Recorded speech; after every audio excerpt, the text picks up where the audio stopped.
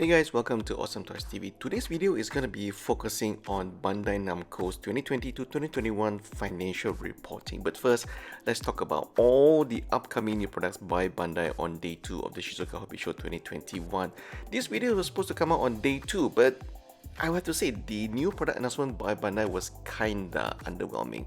There were no new Gundam kits, but there was a new Figure Standard Zoffy. And what was interesting was not the kit itself, but if you look at the chest of the new Ultraman Zoffy here, you can see there's 4 studded gems or whatever it's called. But in the transformation picture that was released, it actually seems like there's more than 4. So I'm not sure whether that is a mistakenly reveal of a new gimmick or there's a photoshopping error. So that's something that we're looking out for.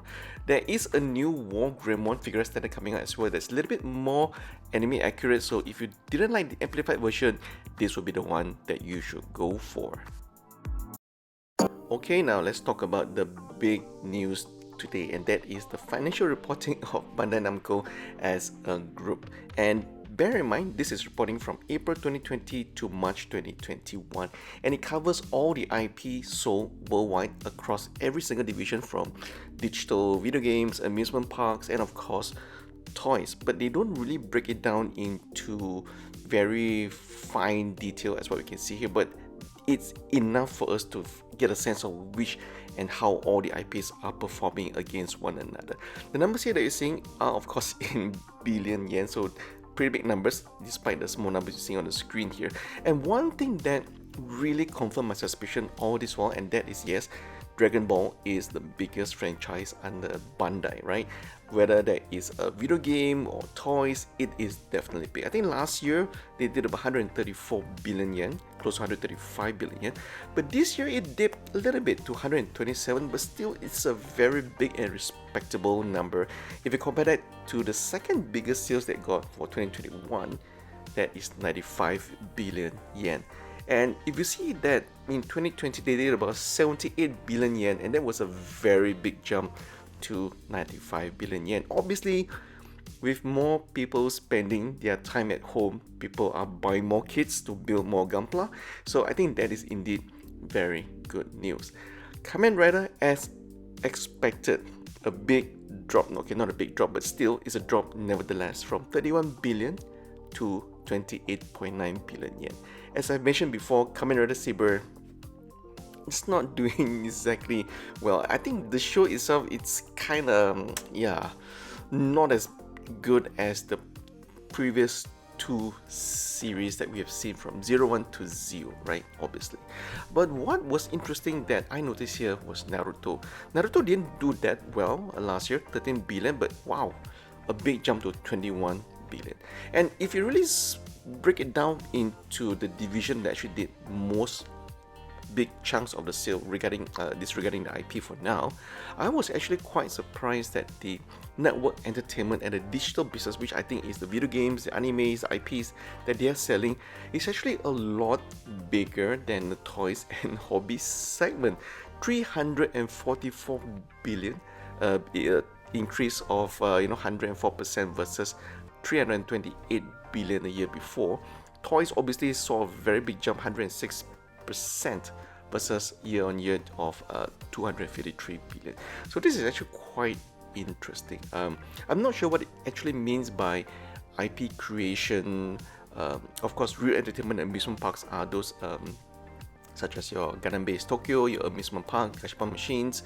The others is the one that I'm actually quite interested to see what actually it is. There's a big drop from 31 billion to 18 billion. So that is something that we may not know unless you are working in Bandai, or if you're an investor or shareholder, you could probably ask for more information.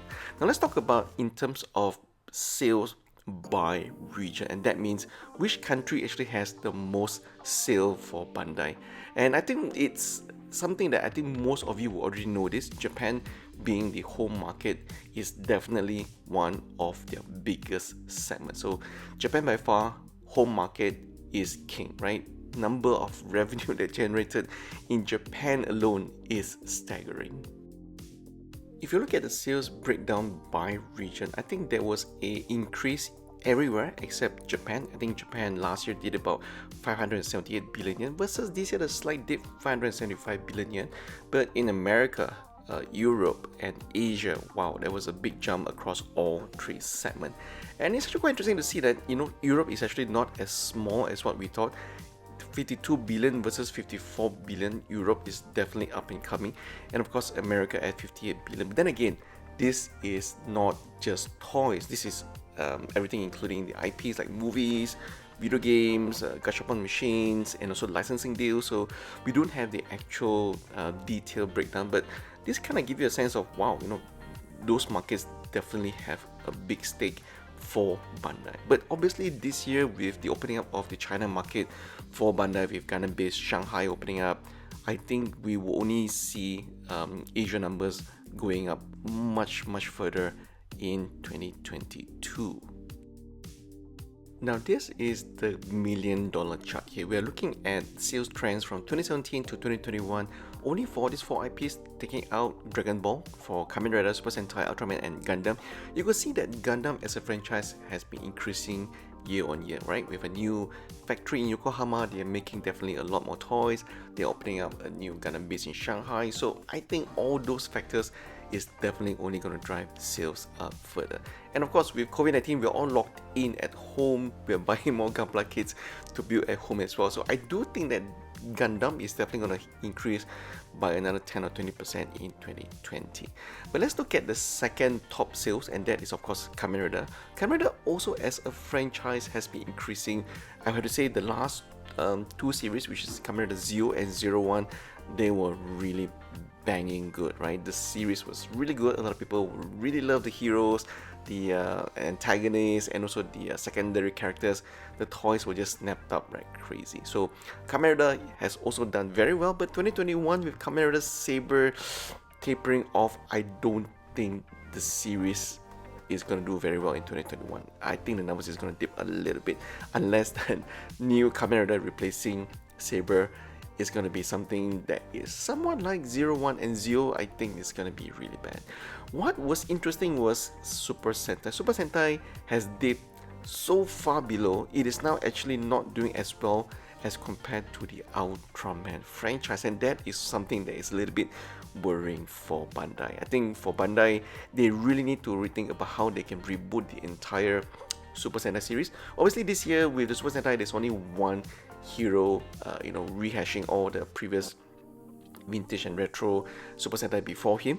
But yeah, maybe the squad formula is a bit dated, or maybe they need to come up with a little bit more different power-ups and henshins, just like Kamen Rider, right? I mean, Kamen Rider, the main hero himself and all the secondary characters get so many henshin powers, and they keep changing. There's so many new toys.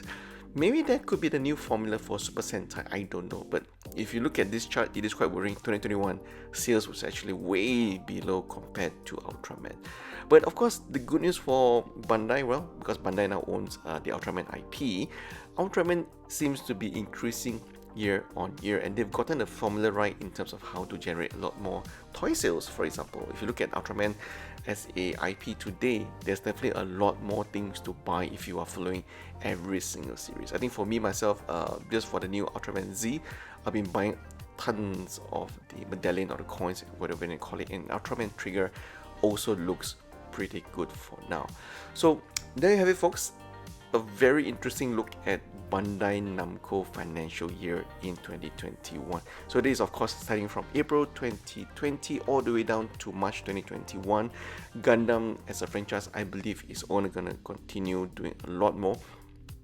So I do think that we will probably expect to see a lot more new products announcement and also releases by Bandai in the new next few years. To be very frank, I think maybe 2021 Bandai has slowed down a little bit because of COVID-19, but that's just my guess, right? Obviously Dragon Ball has a slight dip, but with the increase of sales in Naruto, well, that was actually quite interesting for me to see.